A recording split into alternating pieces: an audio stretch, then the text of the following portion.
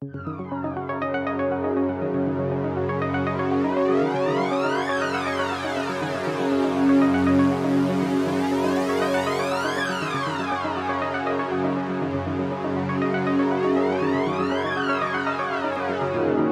who know what's right, for those wedded to the machines in their bedrooms, their studios, their best friend's garage or basement, for those who negotiate with the system every day to make time for the music that matters, for those who get in debt to fund the fight against the mundane, for those who stay true to their cause even in the face of income and fame through compromise, for those who feel the power of every beat, for those who keep their minds open, for those who encourage and support those pursuing their personal dream, for those who sacrifice relationships to make sure the music is heard, for those for which the music is a lifetime, not a pastime. This is Bass Agenda.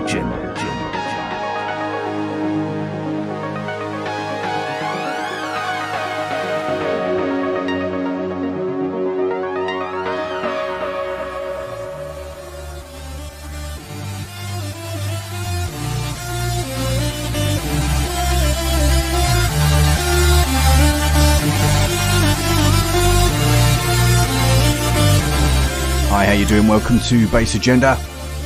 Slightly different episode to what I was going to do this month. In fact, I started making this about 6 months ago as part of the anniversary of Bass Agenda, 10 years. Those of you who've been paying attention will know we did a show celebrating 10 years with a couple of guest mixes from UMEC as Zeta Reticula and from Vibo. But this show is more of a look back over the last 10 years. And after 6 months of doing little bits and pieces to it, I was almost not going to bother because it's been a huge amount of work. But I saw something on Twitter this week which really made me kind of think it's worthwhile doing this thing. Somebody had tweeted, I think it was a blog, dance music blog, had tweeted a particular DJ was showing his electro side. I think they may have even used the word classic electro side. So I clicked, had a watch of the video, and this guy, very nice hair, was playing the track that you can hear in the back here, which is a mashup of his own track and an Adele track. Those of you who follow me on Facebook will know I shared it on there, and I got quite a reaction. It's insane still, after all these years, that people are using the word electro to describe that stuff. So I thought I'd put together some clips, some tracks from over the years, interviews that I've done from the electronic and authentic, genuine, true electro scene. Maybe educate people on what electro really is, but also gives me a chance to play out some of my favourite clips from guests over the years. Some of it's really good advice, some of it is just really cool ways of explaining the creative process, really cool way of explaining what electro is, and importantly, people also explaining the history and the legacy that true electro is built on. So I hope you enjoy the show. Got a few tracks scattered in here as well. Otherwise, we've got lots of clips from the likes of Juan Atkins, Keith Tucker, Santiago Salazar, Helena Hauff, Mariska Neerman, just to set the scene and make a point of why we're doing this. I'm going to let this track play for about a minute, and then we'll get into some true electro and a bit of techno going forward. Let it burn while I cry, 'cause I heard it screaming out your name. But I set fire to the rain, watched it pour as I left your face. Let it burn while I cry, 'cause I heard it screaming out your name. But I set fire, fire, fire, fire, fire, fire, fire, fire, fire, fire, fire, fire, fire, fire,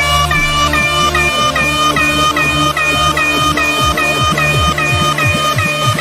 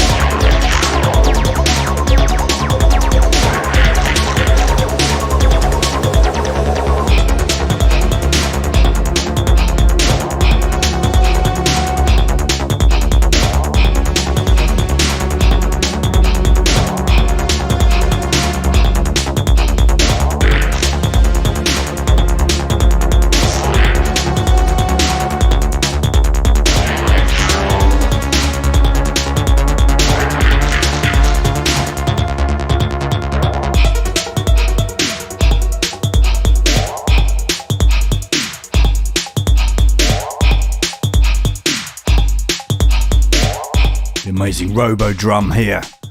Eat, sleep, electro, repeat. Gonna start getting a bit deeper into it now. First up, a man who really does know what electro is. Gonna set the scene. Dave Clarke, talking about exactly what we're dealing with.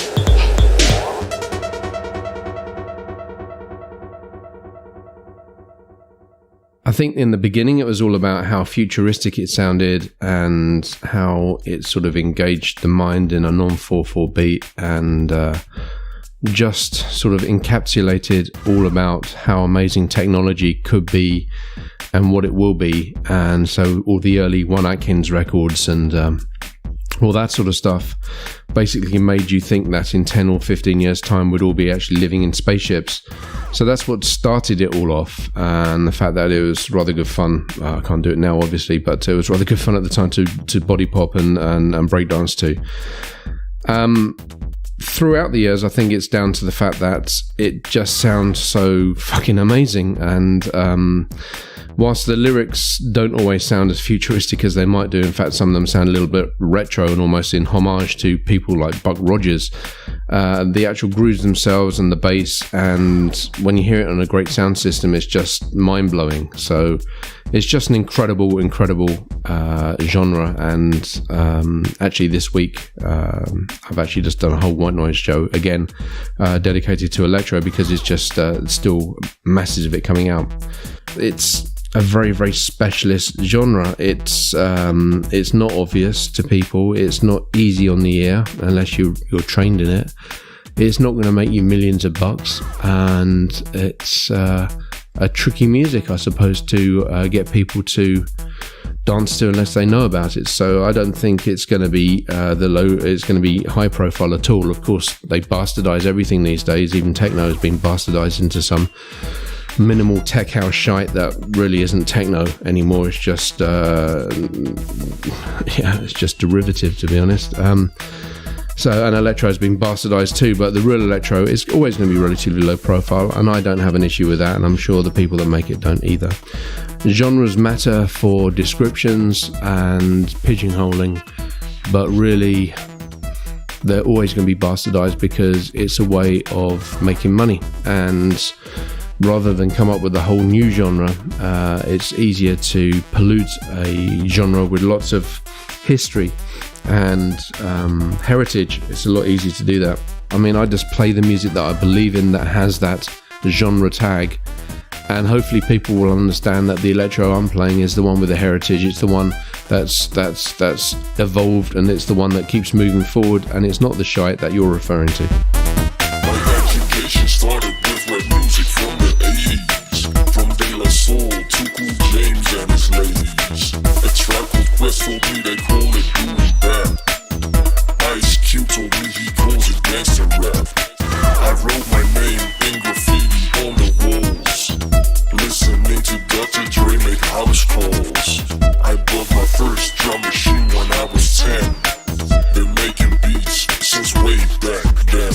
I grew up listening to Villa 65. Hip-hop music had me feeling so alive. Later on I discovered electro-funk, with the beats that go boom in your trunk.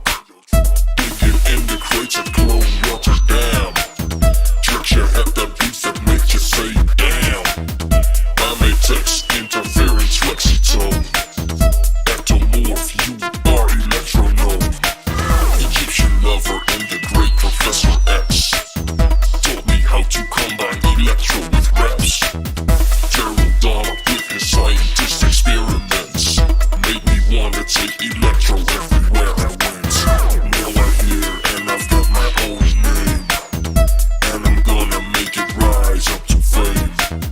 Taking notes from my teachers in the past, add my own and make electro music last.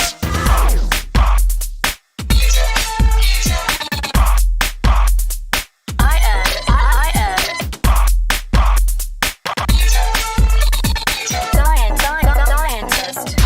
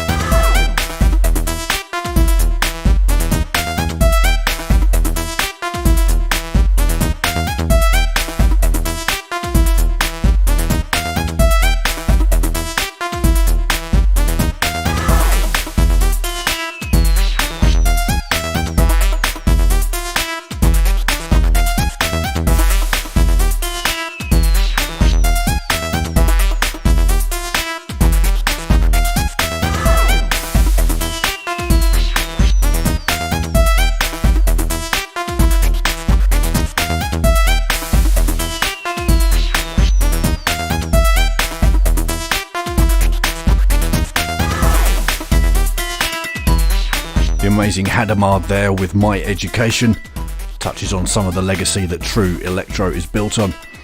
Next up, one of Electro's finest, the supremely talented Anthony Rota. A little bit of music from him, then we're going to hear his description of the creative process from his first appearance back in 2014.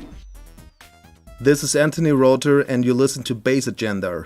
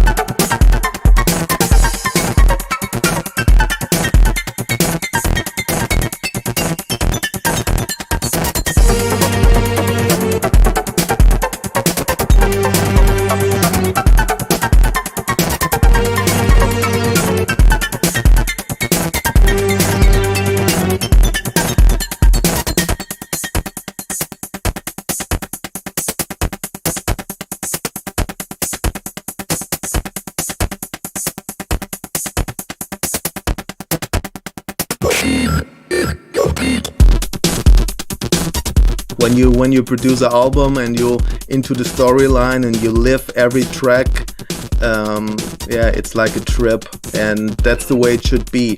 Sometimes it's hard because you're losing sometimes contact to reality because you have to get into the stories that deep that you lose contact to reality. Sometimes it feels a bit strange, but then when it's there and you have it done, I think it's one of the best moments in your life. Your daily life and your normal life is turned upside down because you can't be a normal person in this moment. You have to stay in the storyline. You have to stay in the adventure, and but you also have to find out back to reality, and this makes this time so great because it's like the whole world is turning, and that's something. It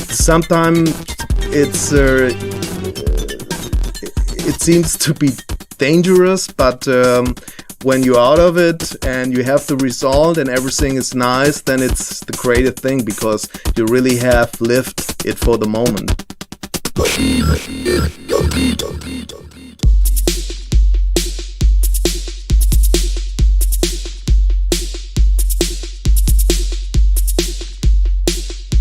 Hello, this is Carl Finlow and you're listening to Bass Agenda.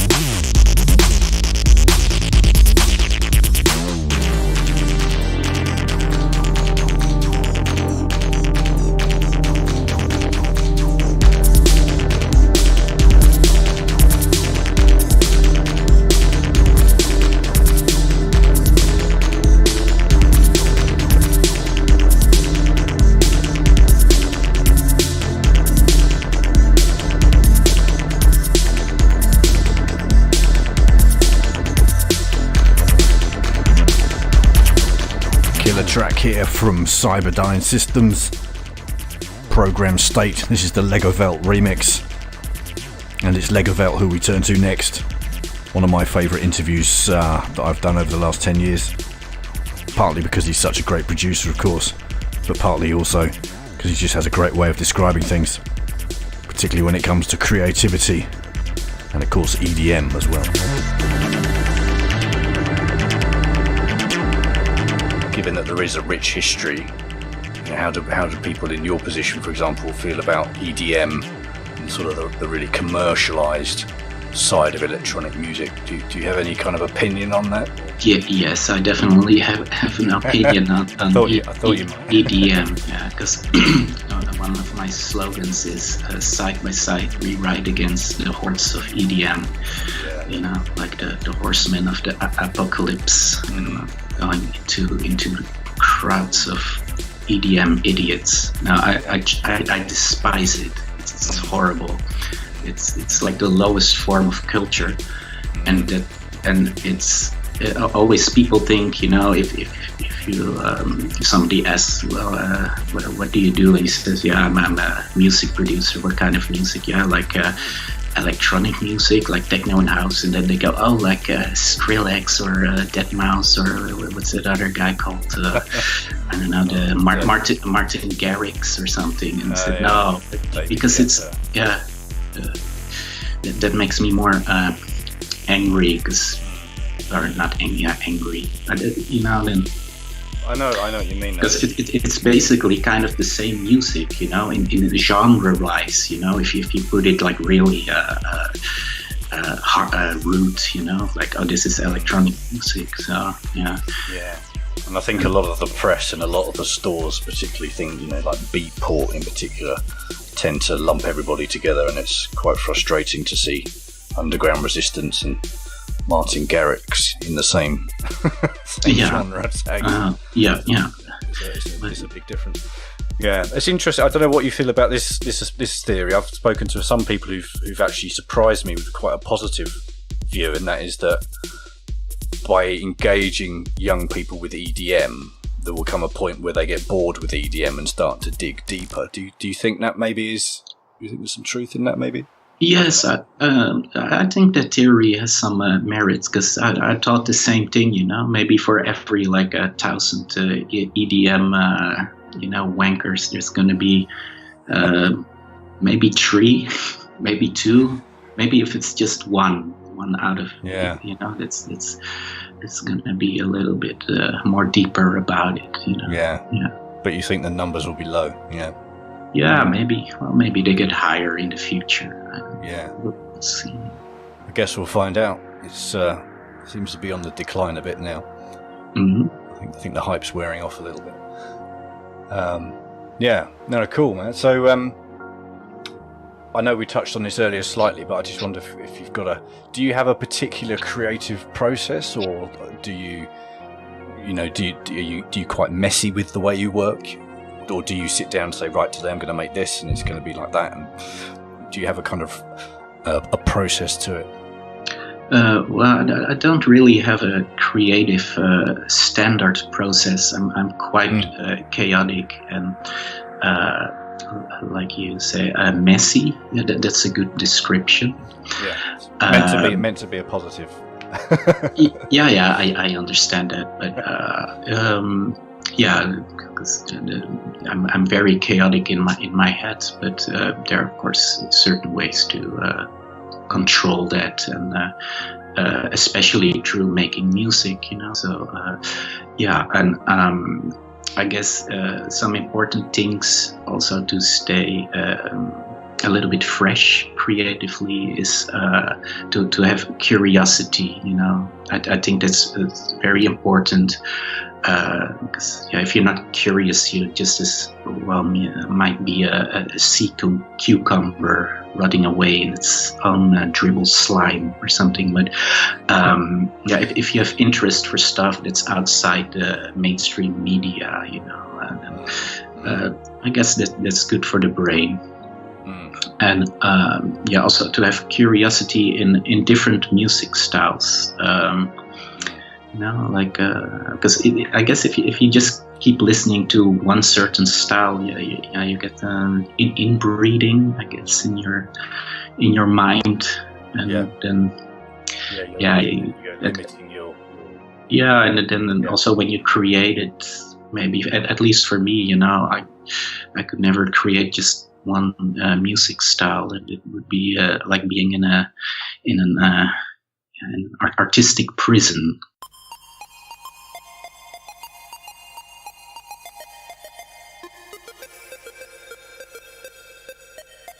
Going to stick with Legowelt a little bit longer.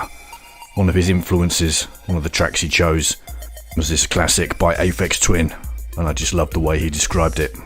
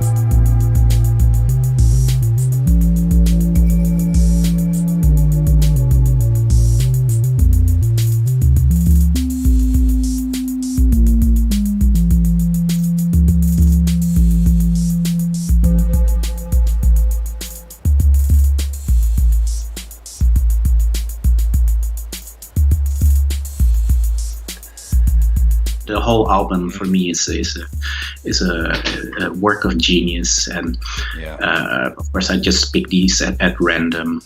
But yeah, I can talk hours about this album, and I think I saw this track for the first time on MTV, because back in those days MTV plays a lot of weird stuff, like also non-pop music, especially on Saturday and Sunday nights. And it used to be an important source to hear new weird stuff, you know, and especially if you were kind of isolated from record stores and stuff like it. But yeah, used to be good. Yeah, I guess. But, so this was the first time I heard it, and I was like, wow, this is. I also went like, oh, this is something special. It doesn't sound like all the you know, like funky house or hardcore Hubbard. This went like through a completely different way, and in a way I found very interesting. And it's also evaporatingly, strangely mysterious, especially if you're a little bit younger. And I was extremely obsessed with this track. I would play it for hours and try to understand its significance. and stuff like that, you know, and how it starts with this simple bleep melody. It's like some deep, mystical, arcane version of popcorn or something. like I guess it's the same bleep. And then this smudged out Roland R8 drum machine rolls in. Yeah, it sounds like it's speaking to you, but because there's no words, you're still trying to figure out what it's saying. Yeah, it's just a little description of the track why I found it so interesting. And also that huge bass line that comes in, which is like a woolly giant wall of clouds. That's how it sounds, you know. And then all in a little sauce of vintage Roland reverb. Yeah. I guess, I'm not sure.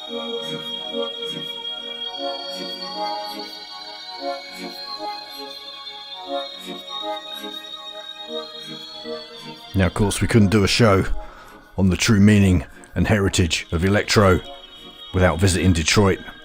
And in fact, I think some of the best interviews, the best stories I've had the honour of broadcasting over the last 10 years have come from people in Detroit. So we're going to hear from Juan Atkins and then the mighty DJ K1, aka Keith Tucker, next up.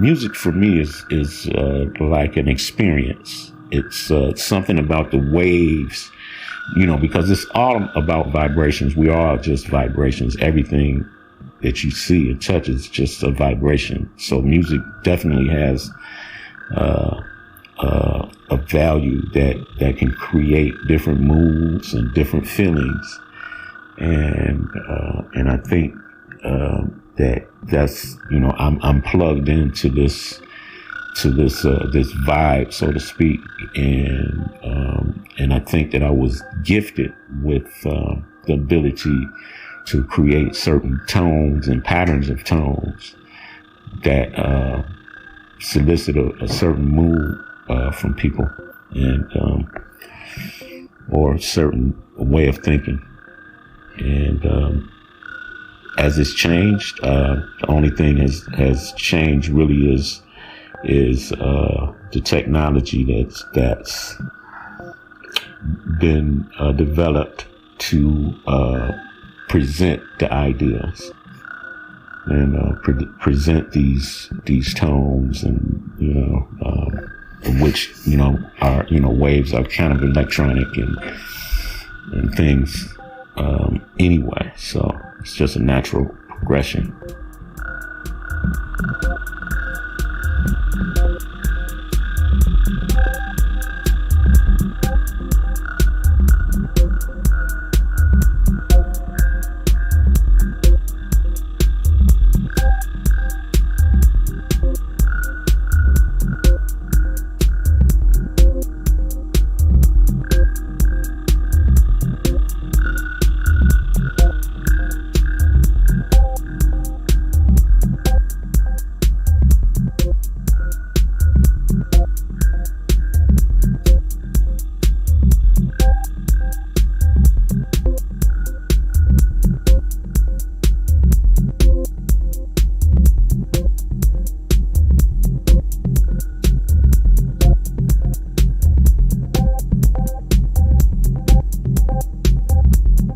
What was really cool when we first came up with the first generation with like Derek, Kevin, and Juan, and Carl Craig, and UR, and Mike Banks, and Jeff Mills, when you made music and you went down to say KMS, Transmat, or Metroplex, you had to have confidence. You don't just bring anything down there. And I think that's what helped us. It was like, man, you wouldn't even think to take nothing down there and get embarrassed like that. You know, it was like you had to take them something where they'd be like, hey man, what did you make that sound with? You know, that was kind of like that was just the way you had to really work. And I think that's what's kind of missing from Detroit, but it still happens to the older generation. We still think that way. When we play something, we want you to say, damn, that bass line. Damn, that kick drum. It's like, yeah, because we work hard to try to create something that people be like, wow, that's cool. I think that's what I got out of it. And when me and Tom were talking about that the other day, it's just, you know, it's like a confidence thing. You know, you can't come weak. I just hate that now we hear so much music where you can just tell it's thrown together. Techno, hip hop, whatever. People just throwing it together. We still, you know, people hear our sound, it's like, man, you guys got this unmistakable sound. You do vocals and everything. We spend time doing it. Matter of fact, now we take even more time to work on this track because now we're into the whole mastering and everything. So it's like, even if somebody went and bought Ableton, Fruity Loops or something like that, you know, you can't really dog out those programs or anything because there's some guys who can come up with some awesome stuff, you know? Yeah. It's just they're good at it. Then there's some who just take it and just because they're not honest with themselves. Just because you make music don't mean it's good. You have to be honest with yourself and be like, okay, if I played this record, can I compare this to what he's doing?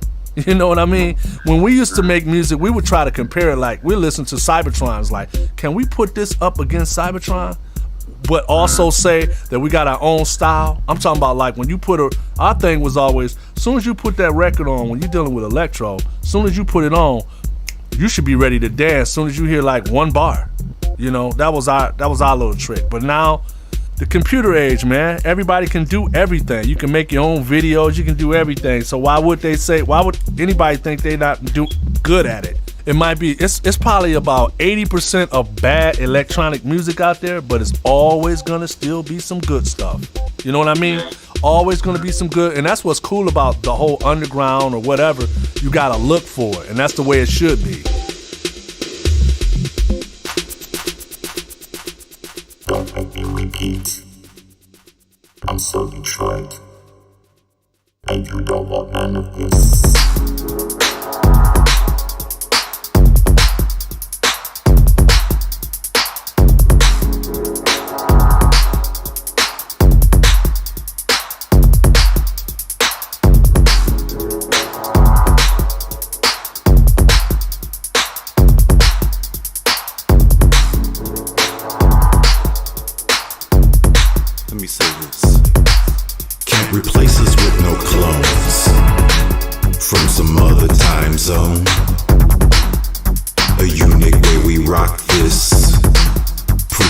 Motherfuckers, stop this. Peeping all your sneaky ways. Tried to change the history. Fake news when time to play. Pay your dues, fuck out the way. Don't make me repeat. I'm so Detroit, and you don't want none of this.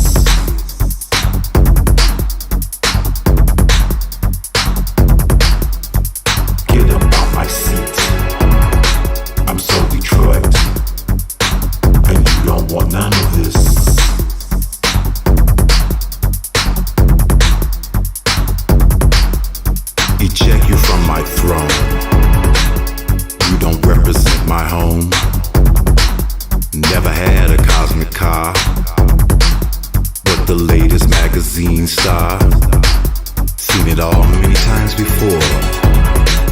Radios and dance floors. Fake news when time to play. Pay your dues, fuck out the way. Give up off my seat. I'm so Detroit, and you don't want none of this.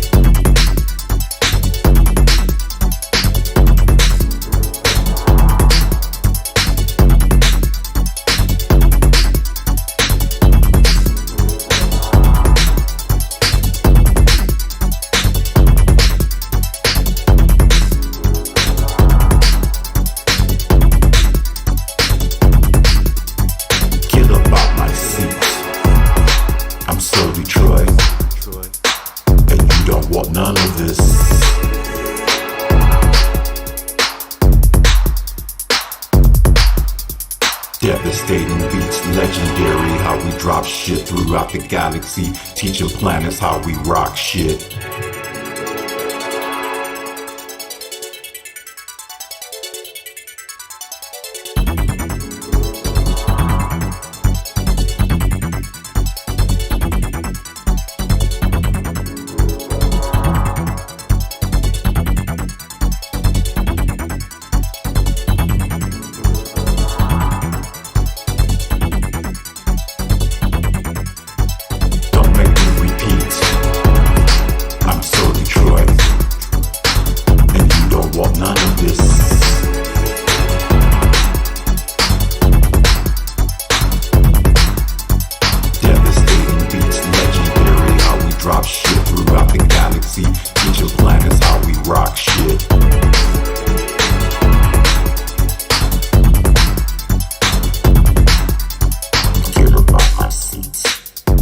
Track, Orcs 88, You Don't Want None of This.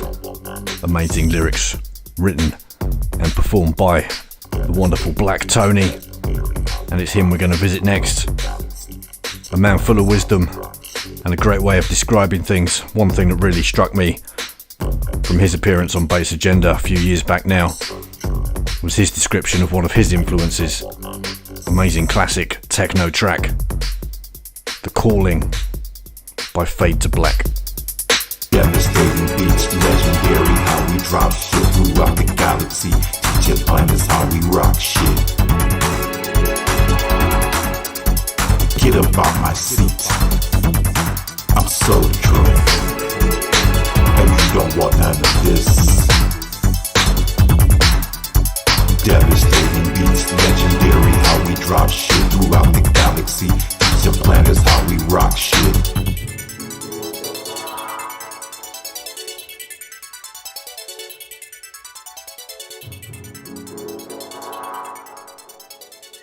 My two tracks of inspiration. One is a techno tune by Fade to Black called The Calling, the reprise version. The story behind that is that's the first time, really, I believe, it just stuck in my mind where I got it, where I got the whole techno thing, the Detroit love. I was coming out of a grocery store on Gratiot and Van Dyke at that particular time, and I was listening to some music that I had taped that I didn't listen back to until that particular time, and I was crossing the street.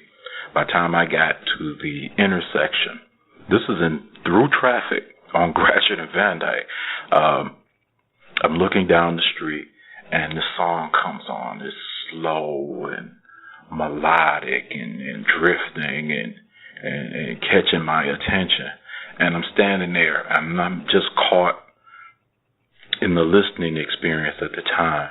I look to the right of me, just to take you to a place where I was physically at this time. I look to the right of me, and it's Techno Boulevard and downtown. I can get a clear view of what that is and what it means. And this track is coming in there, and it was just so Detroit, and it was just taking me somewhere that I've never been before, and I'm standing in through traffic. I had to almost shake myself to bring myself back to my my physical body.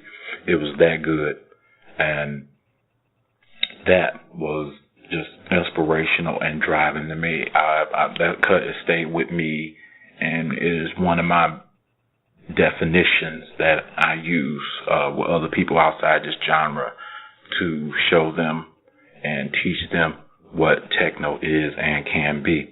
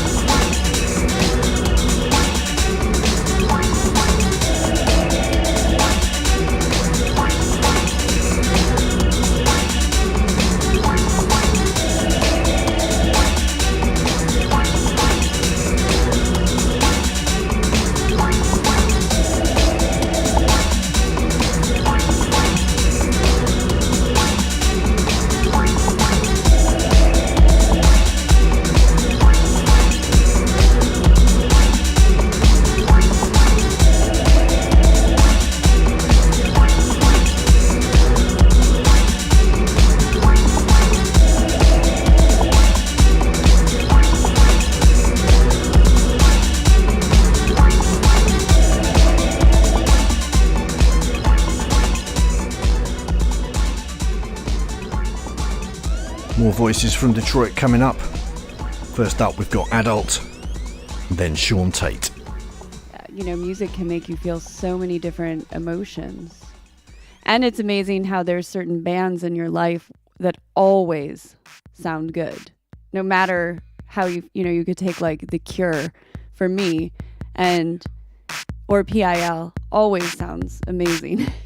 Always fits where I'm at. But I was going to say, for me, I know that, growing up, I grew up in a very small town in Indiana, and it's a very right-wing conservative area, and I felt I had a few good friends that, we were all kind of going down that same path of like, I don't fit in.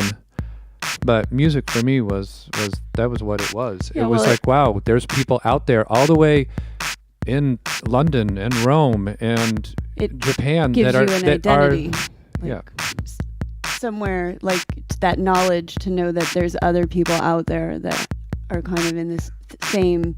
So for me, it was my first sense of community.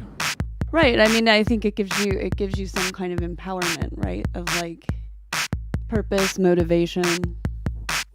We're not really that comfortable in our own skin to begin with, so it's not that big of a reach for us to stay uncomfortable, and I think also both of us growing up in suburbia and really not liking that culture have always tried to make sure that we're not comfortable in every way. So even going on the road, I mean, sometimes it's really hard, but it pops you out of routine. And then if you're on the road too long, I've seen it with other musicians too. If they're on the road too long, they get into another sort of comfort routine. So it really is about purposely not getting into your comfort zone too long.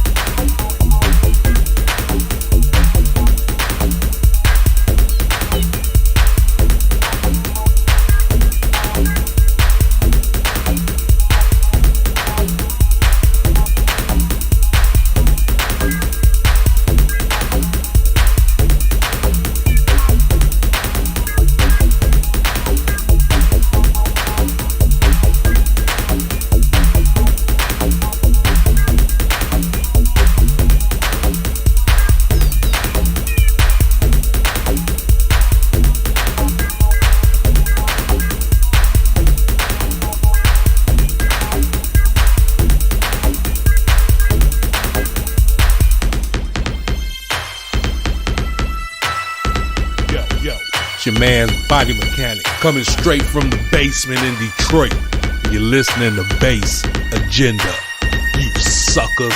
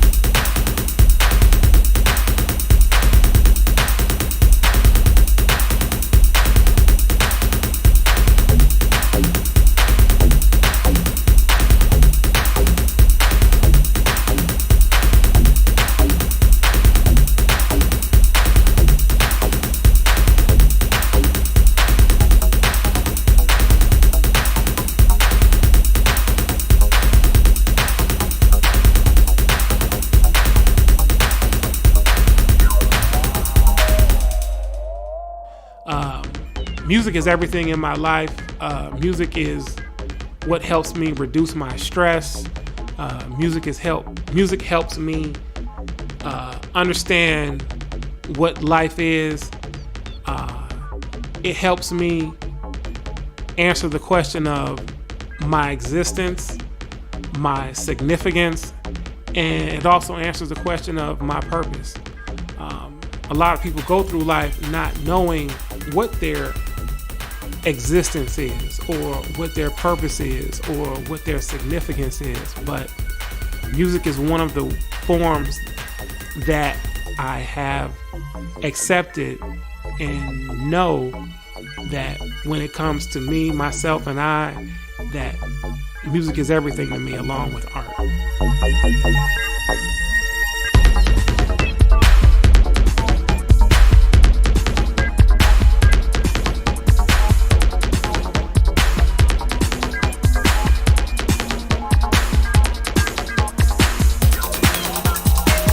Now time for one of my favourite Detroit guests. Going back to 2013, describing his track The Man You Never See, DJ Mako, aka Detroit in Effect.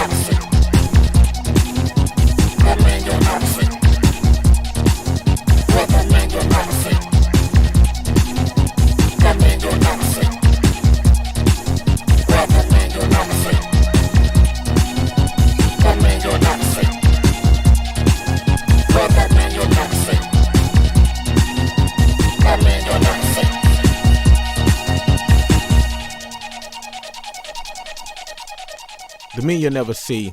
I'm proud of this record because I wanted to tell a story about a lot of us here, in Detroit. A lot of people all over the world, all over the state, even in our own city, hear these songs time after time. They hear them over and over. They hear them everywhere, but we don't get the recognition of the hip hop stars, the pop stars, or whatever. We don't. People. They don't have an image of us. They hear the music, but at the same time, we're the men you never see. You never see us. You hear us, but you never see us. Unlike other music genres where you could put a face with that artist or what have you.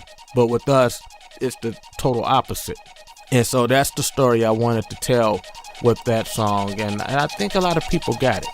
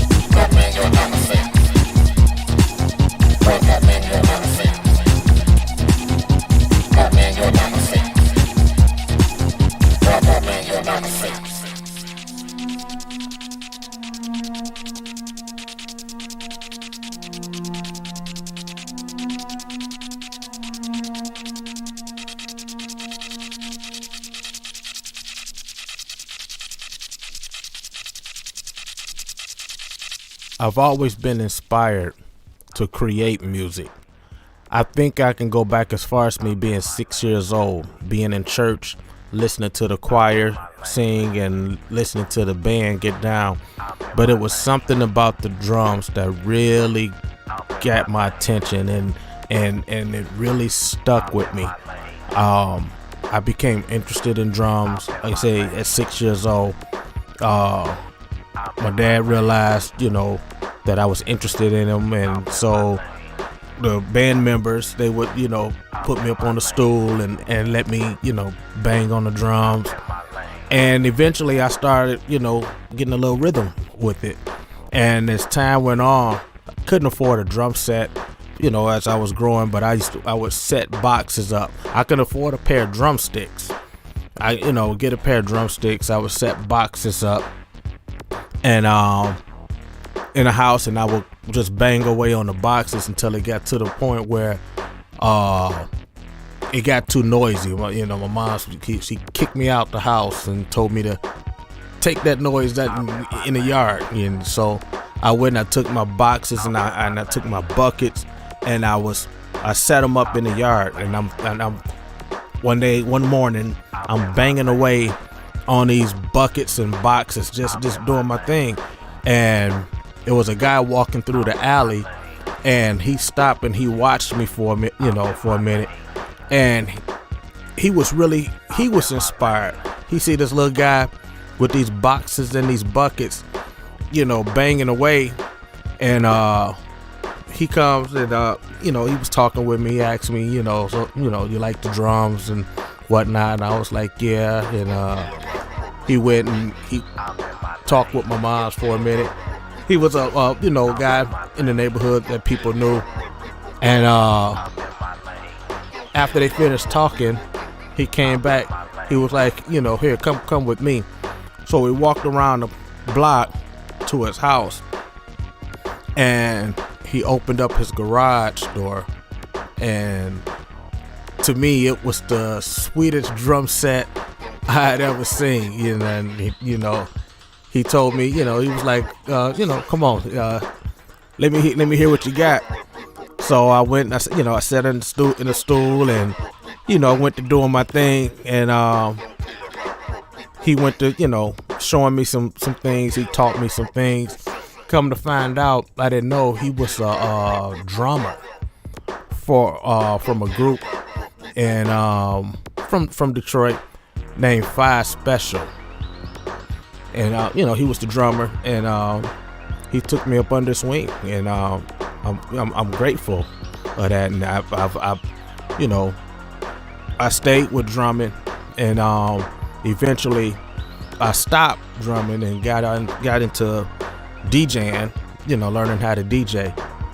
And from DJing, I got into wanting to create music again with synthesizers and all that. So I went and I bought myself this little keyboard synthesizer from Sears. It was a toy, but to me, it was the thing, and I was doing my thing with it. And a friend took me over to Keith Tucker's house at the time, the Aux 88 guy. And I was over his house, and this guy he had Juno 106s, 808. I had no idea what that stuff was. And he went to turning some stuff on, and letting me hear stuff that he had did. And it's just been on and popping ever since. But yeah, so I've always wanted to create music, starting at a young age.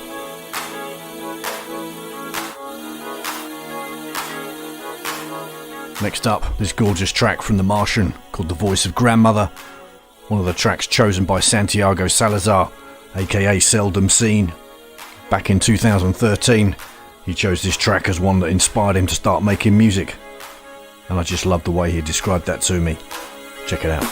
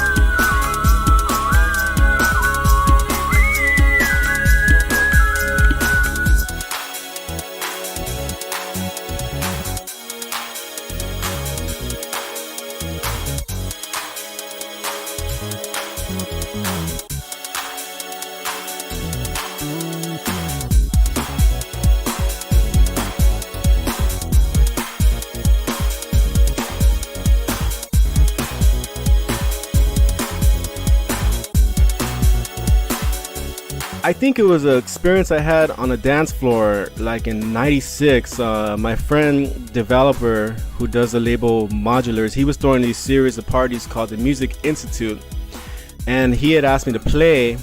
And it was a small little loft here in Los Angeles, and I remember it was like a small turnout, but there was this one girl there who was just dancing, and I had played it, and then she started doing this dance. Like she started to go with the rhythm, the bass line, and like the not so 4 on the floor beat. It's more of like a electro beat, but not.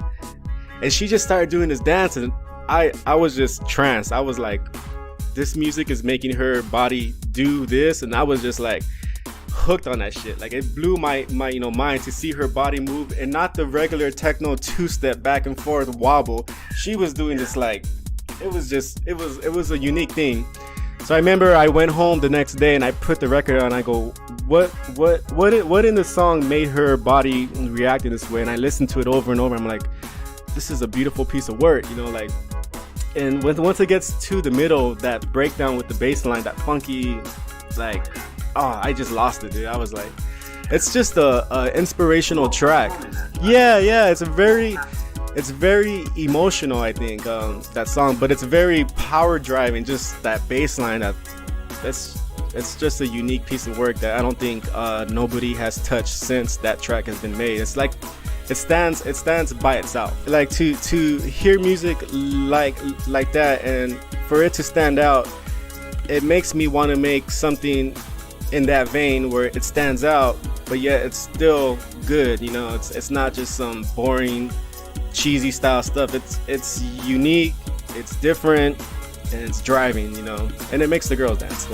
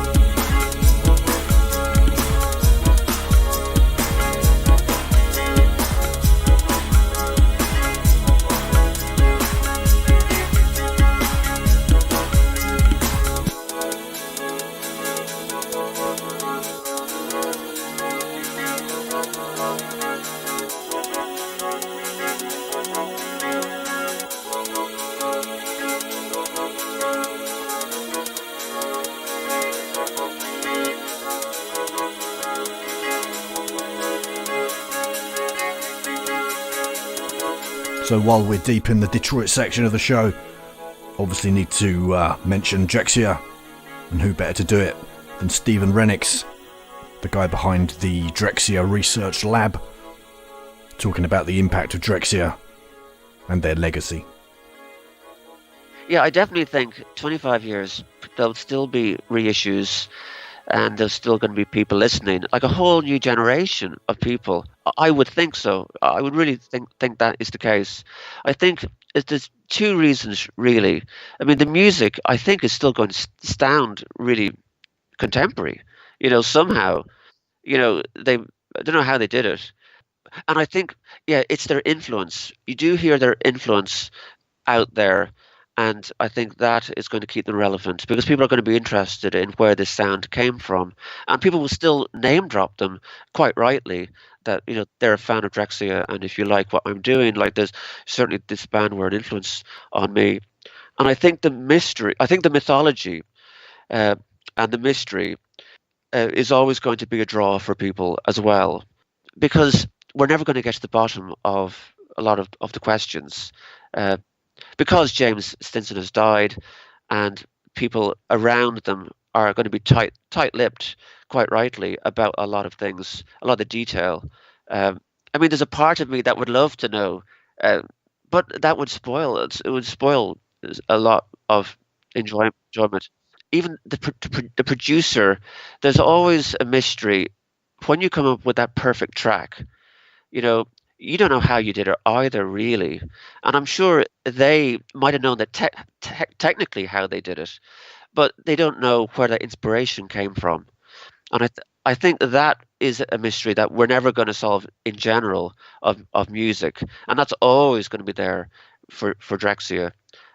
And then all the other stuff that is intriguing about who was in the studio and when did they actually do it? What's the time period? It's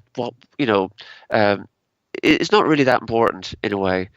And I think the way that Drexciya have now also become like the visual arts have taken an interest in them, probably more because of the Afrofuturism aspect of their work, the sort of science fiction element, the African Americans, working like the following tradition of Sun Ra, George Clinton, people like that, and obviously Jeff Mills and UR, they're all doing that as well.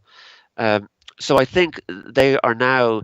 There's been a recognition of their work, and visual artists and academics in the arts are very interested in Drexciya and what they were doing in the 90s. So that has introduced them again to a whole new audience and has made them again relevant to today. So they were definitely ahead of their time as well.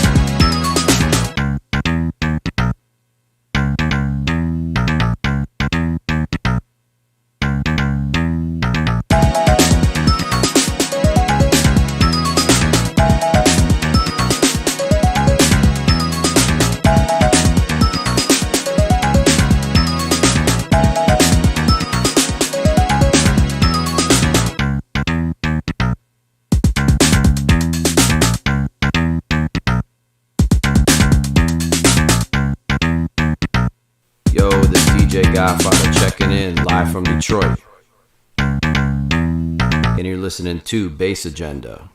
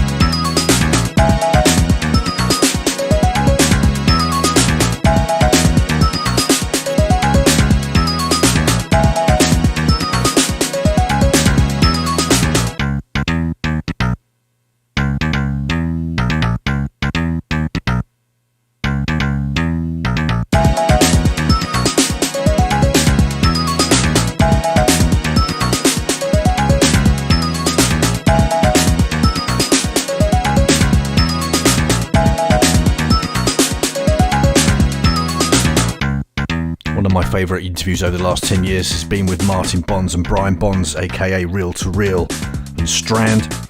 I asked them if they could put their finger on what it is that's made Detroit so special, particularly back in the day when all this began. I think it was a culmination of the political environment at the time, and radio, terrestrial radio was wide open. DJs had discretion to play whatever they wanted to play. And that influenced us to no end. It was you didn't have to be, your identity wasn't based on what you listened to, so to speak. You were free to listen to anything, and now you would get ridiculed sometimes. We were the weirdos, we were the hippies, but I think because of that freedom and the fact that we would listen to music from other parts of the world, and this is going back in the 70s, late mid-70s, 80s, we were all influenced, and I think we took those influences subconsciously, and it came through when we were all creating music. Those influences came through subconsciously, I believe. And also it was a time where we could gather like-minded spirits and thinkers. We would gather and have social events, and it was I don't want to call it spiritual at all, although some of the moments at the Music Institute were spiritual vibe to it. But I think that whole scene is what the rest of the world picked up on and could relate to it, because at all honesty, it was special, and it'll never be repeated ever. And there's nothing wrong with that. That's what makes movements that resonated with people. That's what makes them special. There's nothing wrong with that. And that's not to say what comes after is any less relevant. It's just to say that, to your question, what made it special is because it was an amalgamation of circumstance. Very progressive. I can never put my finger on one thing that made Detroit progressive. Detroit is always, progressive. And I think when Brian was talking about terrestrial radio and the DJs play what they wanted to play, as opposed to, anyone that's 30 years old or younger, everything's programmed already, corporate program. But back then they could play what they want to play. And I remember hearing Trans-Europe Express when I was a kid on the radio on a pop station. I think it was WDRQ. I was like, that's, who would imagine that you hear Trans-Europe Express on, when it was out in 77, 78, whatever, on a freaking pop radio station. That wouldn't happen now.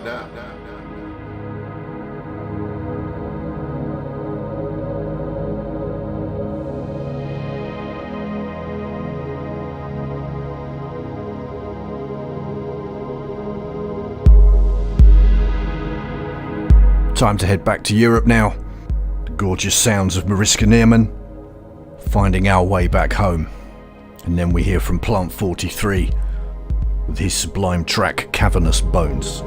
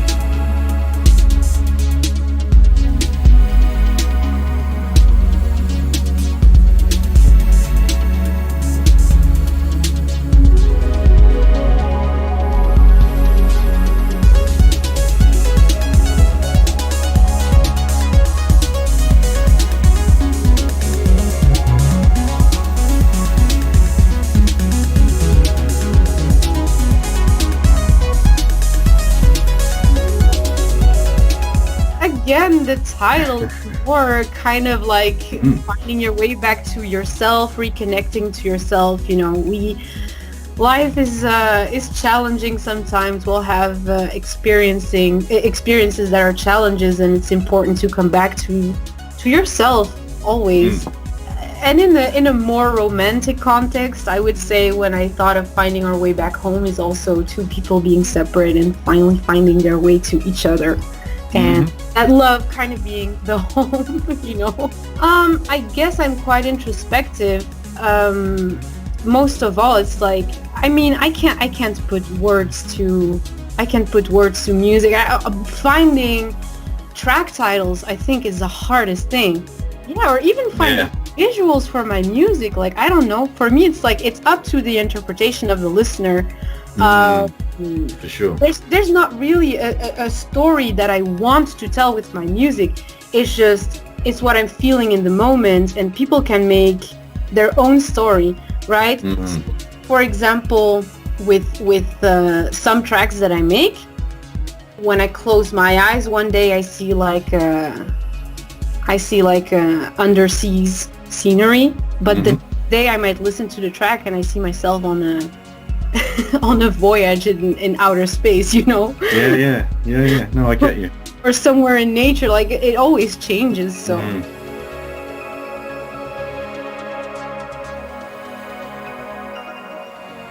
Listen to me, what we do here, it's fucking essential. It's like oxygen. The world's dying of 1,000 heart attacks. We heal them up. It's a goddamn public service what we do. It's not, that's the only reason to make music.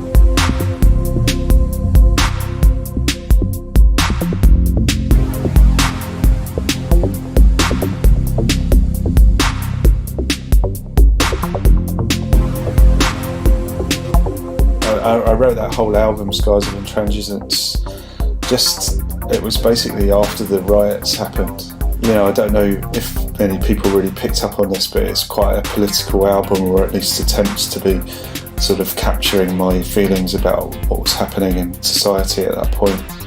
And I was really quite angry with the government and, you know, the austerity measures and all the stuff that led to the riots. And it was, you know, I mean, because I lived in Croydon at the time, it happened pretty much on my doorstep.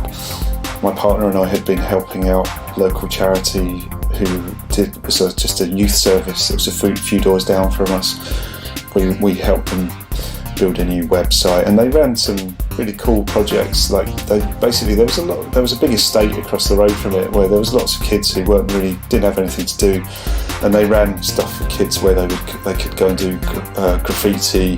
They had a music production studio where they had about 6 backs where kids could go and make music, and it got shut down when they started cutting the local funding.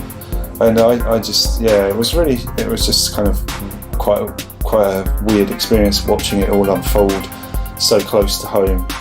If you look at the song titles on that track and on that album and read the press release, there, you know, it basically it's me trying to sort of come to terms with how I felt with all that stuff going on.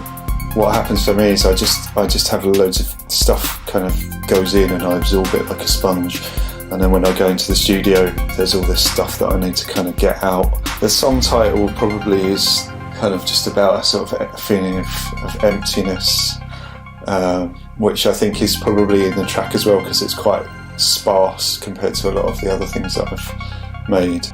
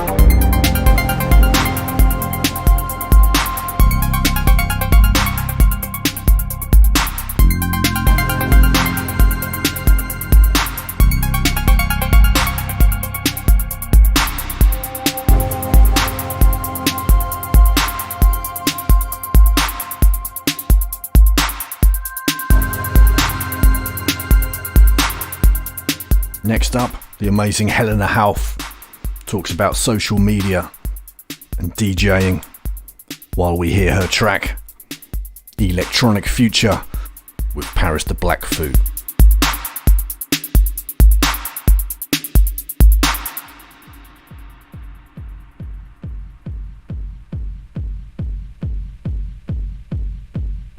Yeah, I think social media just simply can't replace the real life experience. It's just a completely different thing. One of the reasons why I don't want my sets to be recorded all the time, because I think it's just not the same. You can't recreate the whole atmosphere. You know, when you have people watching Boiler Room, it's okay to have like a few sets recorded and everything so people can see what you do and get like an idea of what you do, but you will never get the whole picture and feel the energy when you watch something on YouTube. It's just impossible.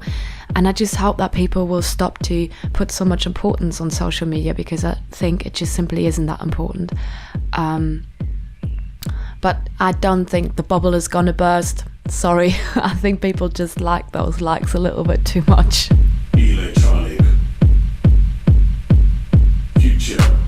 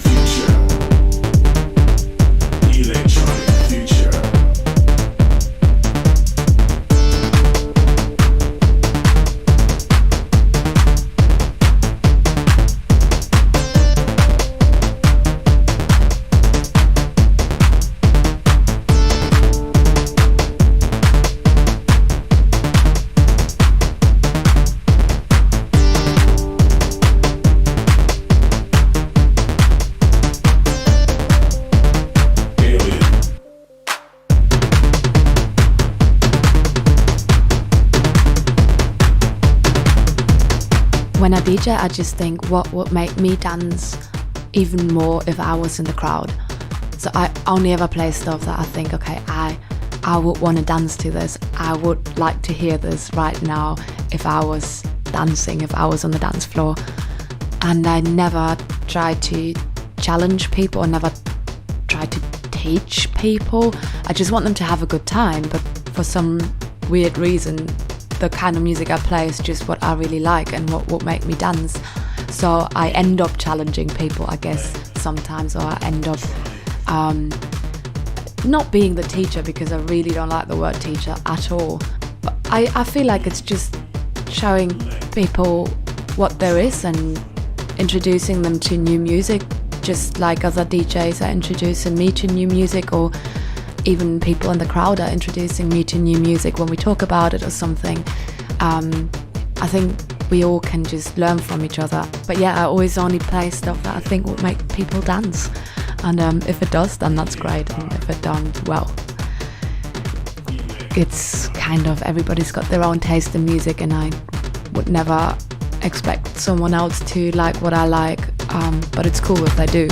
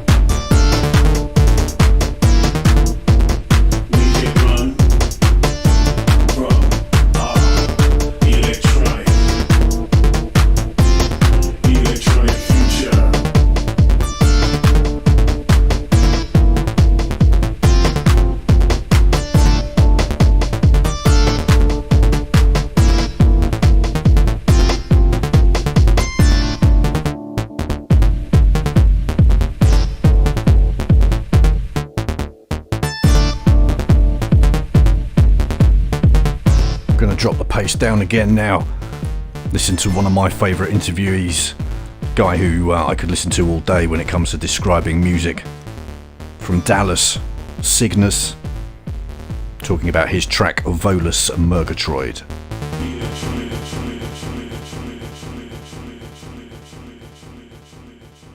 Yeah, I'm glad you could pronounce that. You pronounced it perfectly. I made those words up. It's a name for an alien, an extraterrestrial spectral being. Yeah, that's just one of those tracks. Sometimes I fall into a weird kind of trance where I feel like I'm being contacted by some kind of extraterrestrial being. You know, either I'm on the computer and I feel like I need to like reach out to my friend Robin or my friend Tom and ask them questions to kind of calm me down. But in that case, I just got on my synthesizers and made that song. There are 3 other songs that I made in part with that I was going to release as an album, but the fucking synth that I made them on was my Electron Analog 4. It's currently indisposed. I'm looking at it right now and I'm very sad. But I've got the track, the album that those were all going to go on was called Mobius Cubes, and I sent that out to a couple people, not to looking to get it released or anything like that, just to see if anybody else had the same vibe that I had that brought those songs out, or if any intuitions were triggered, or if any kind of I don't know, spectral beings would go and talk to them or anything like that, but that didn't really happen. They were just like, yeah, dude, you're fucking crazy, but you make really nice electro. And so that track kind of was just the wordless feeling of that experience.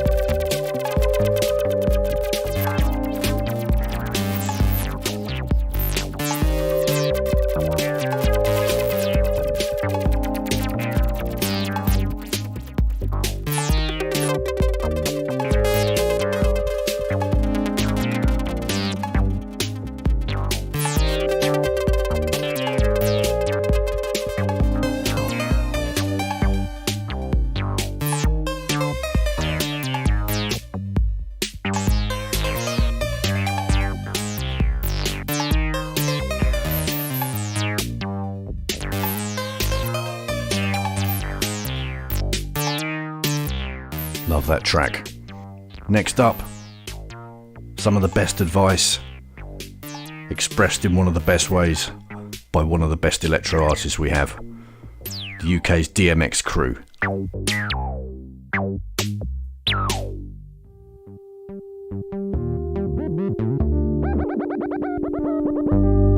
my advice to people who make music is think about, this is from Nile Rodgers actually, from Chic. Think about your unique selling point. Think about what it is that makes you, why someone should listen to what you do instead of what everyone else does. So don't try and be the same as X, Y and Z. Try and be the next thing that they want to be. All the people who you really look up to, whether it's Aphex Twin or Kraftwerk or Mr. Fingers, or even if it's like Skrillex, or they're people who've come out with something they're not copying someone else, they've just come up with their own thing, and that's an expression of their personality. So that's the biggest thing, make art, don't make a product, make something that matters to you. And the other thing is, all the stuff you can read on forums is bollocks, right? Both aspects of it. You can't learn, first of all, you can't buy anything that'll make your music better. There's like a minimum of equipment that you need, right? And nowadays that minimum is a computer. And maybe in the past that minimum was a sampler and a synth and a drum machine and a mixer or something. But now that minimum is a computer, so you don't need anything. If you want to get a particular sound and you want to buy something or buy a nice toy or whatever, wicked, do it. But you don't need it. And that's not what's holding you back. That's not what's holding you back. And you can't learn techniques from a website either, or from a YouTube video. You can learn by doing. It's the only way you can learn anything, is to just get on with it. Do it wrong and do it wrong and do it wrong and then do it right. You've got to put the hours in. But if it's the right thing for you to be doing, then it's not even hard work, because it's just fun. So even every crap track, every rubbish track you make, think of it as a wicked afternoon that you spent messing about. I'm passing the hours of my life in my studio, having a wicked time. I'm not agonising over whether it's any good and whether anyone likes it. And don't look at what the next person's doing. It doesn't matter.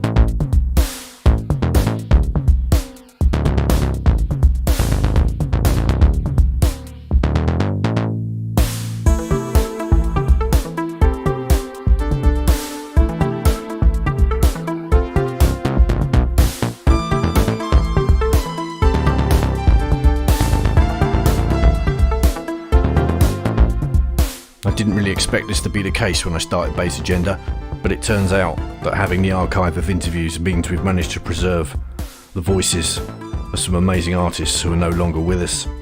We'll be getting onto those in a minute. Before that though, speaking of somebody who's no longer with us, but had a huge influence on just about everybody, I'm going to take a revisit back to a fairly recent show of Radioactive Man, talking about his friend and collaborator, the mighty Andrew Weatherall. He's left such a legacy and an inspiration to so many people, you know. So we've got to take a lot of positives too. God, yeah.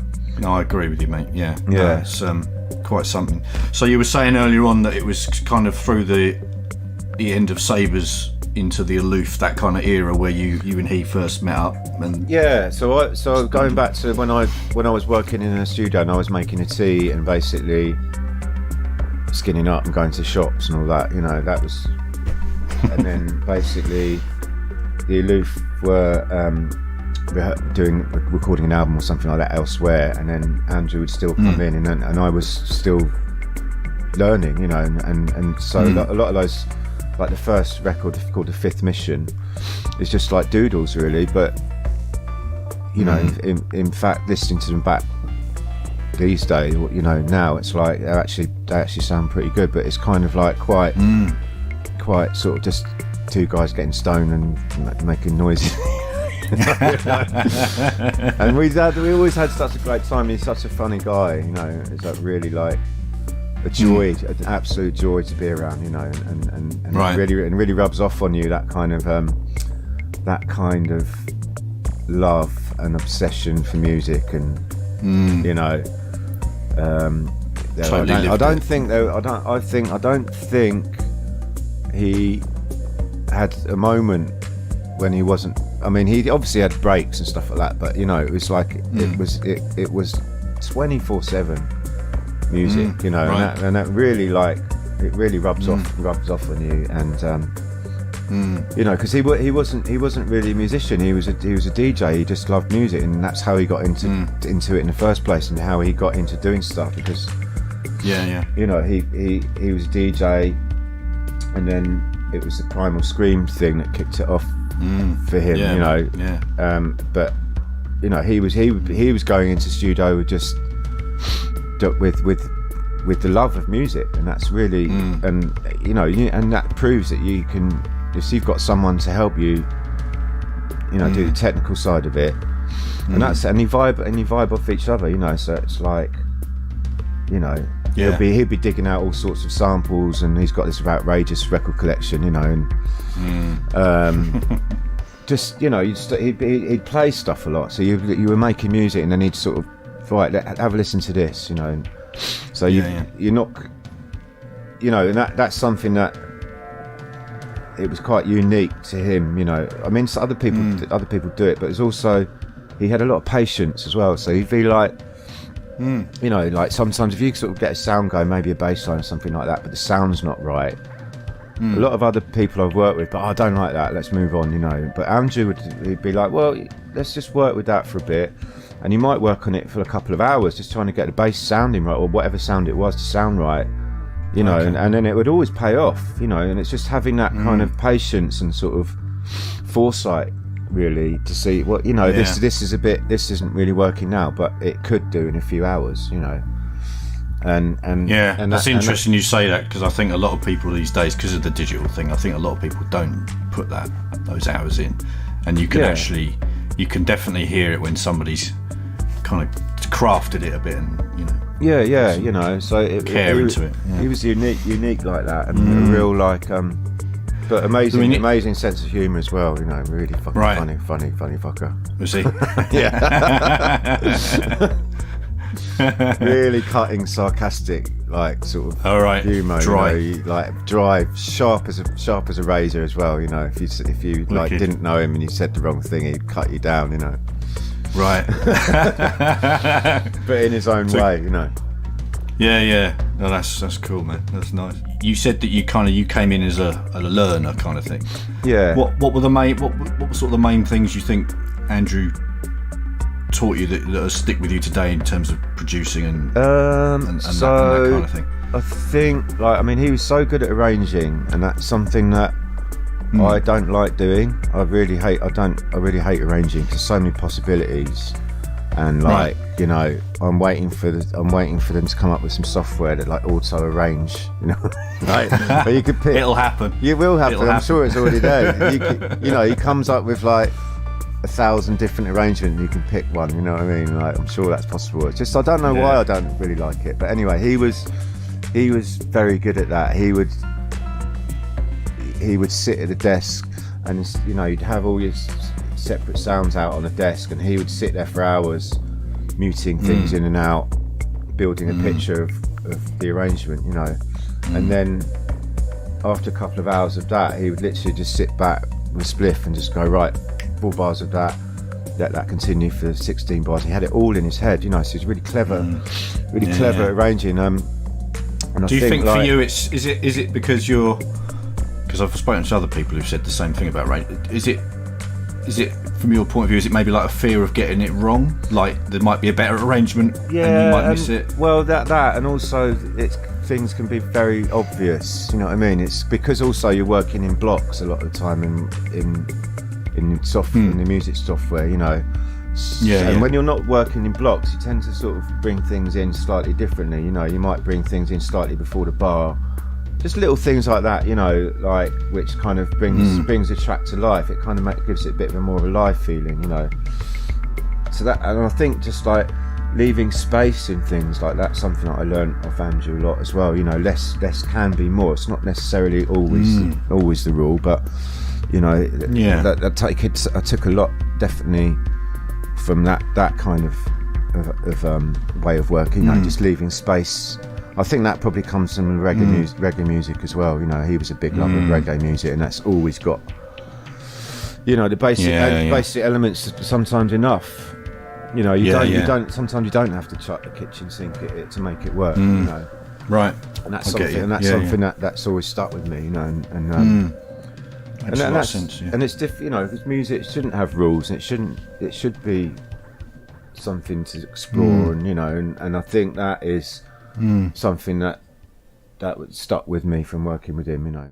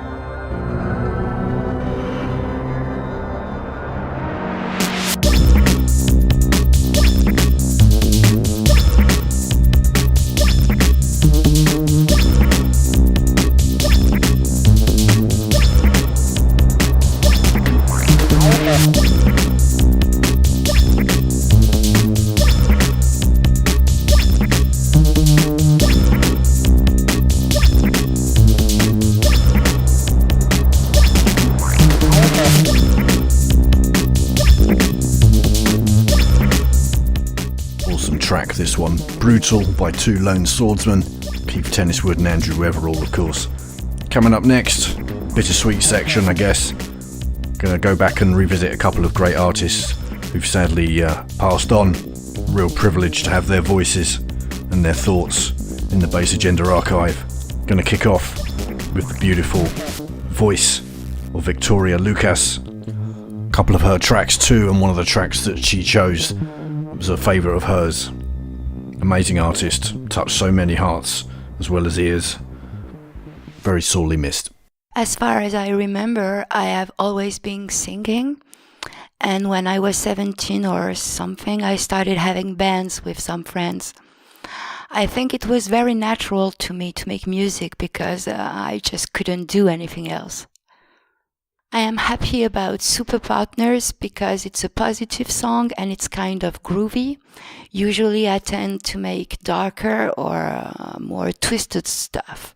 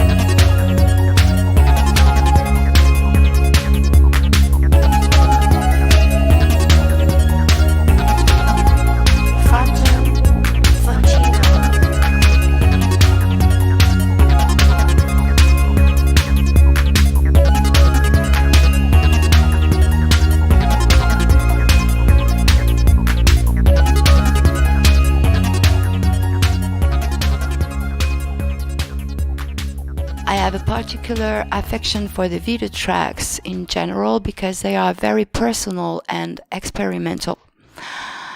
I didn't think that much about releasing them on any label, but it became possible because of Glenn from Frustrated Funk. He wasn't scared to take risks, he just liked the songs. And I feel very grateful about this. It made that very intimate work available for the people who are interested in it.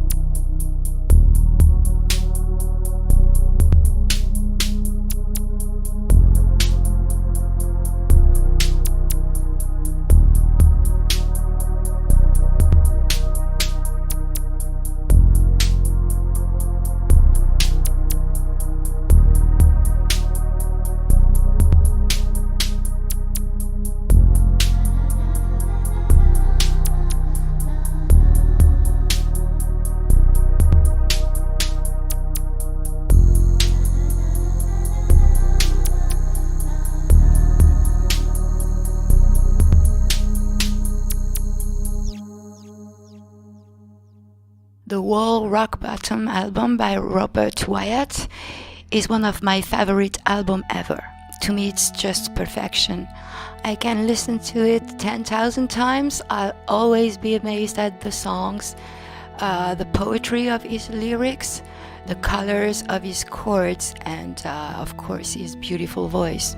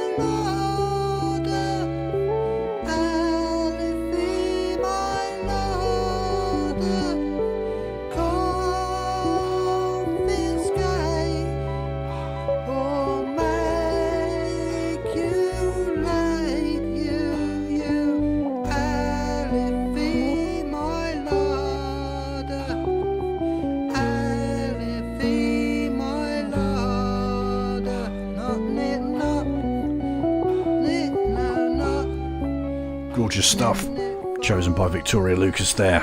Robert Wyatt. Coming up next, Marcus Moon, aka Das Master, may he rest in peace. Master of Dark Electro. A couple of his tracks coming up too. Well, I always wanted to be a singer when I was young.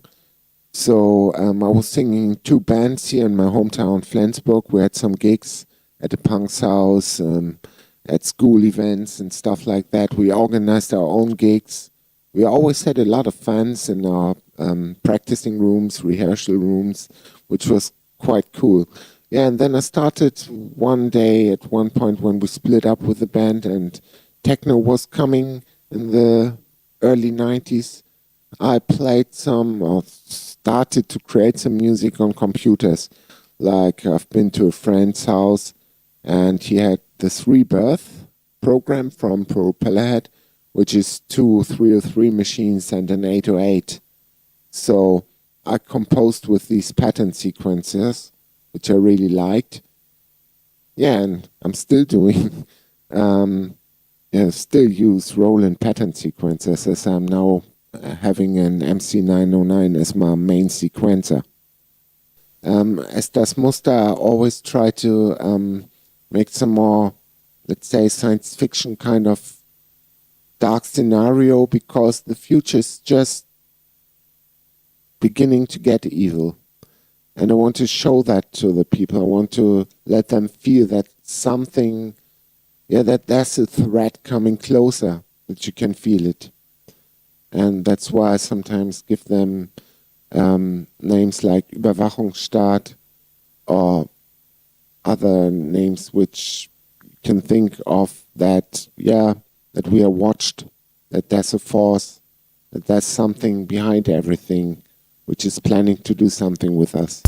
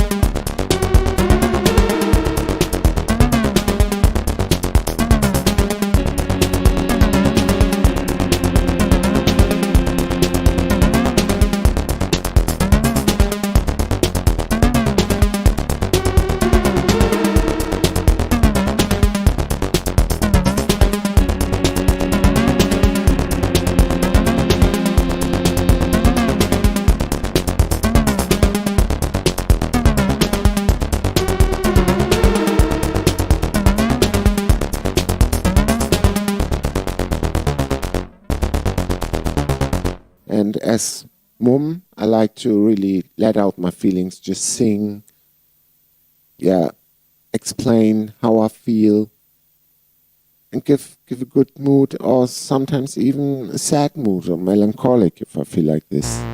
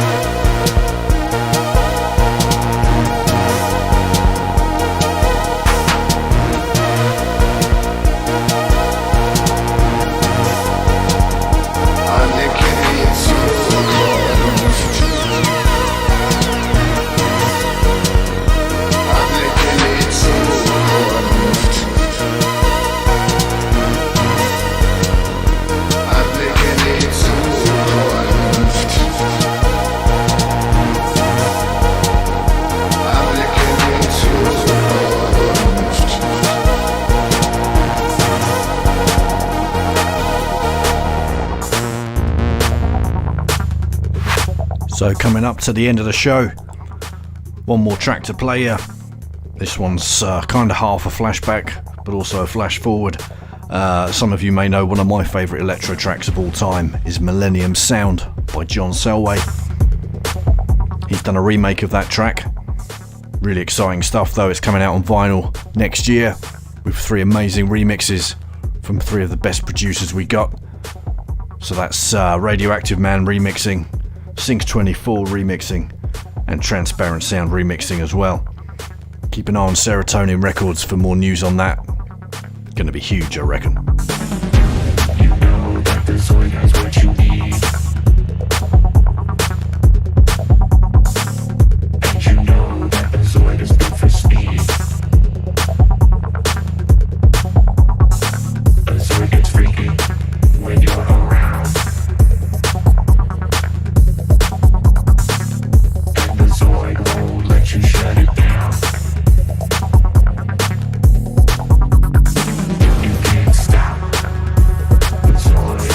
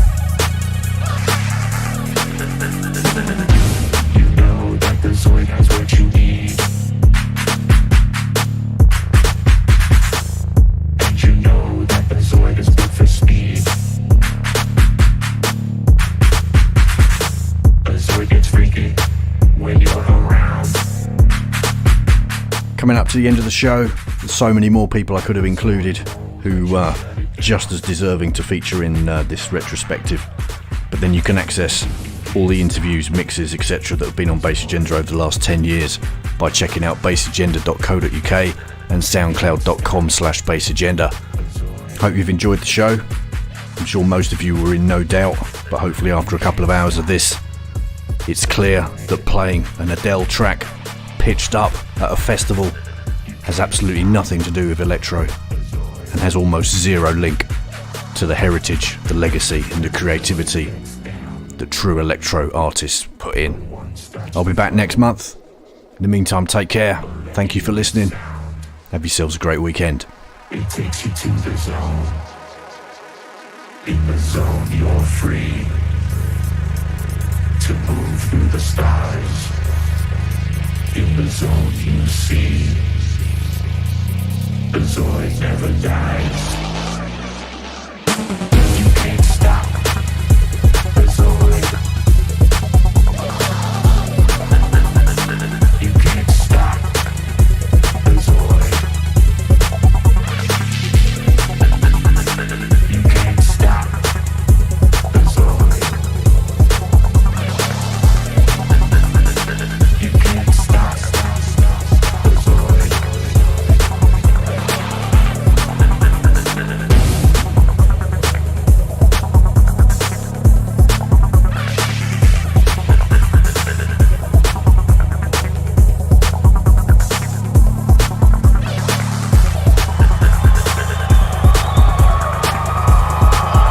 Thank you very much.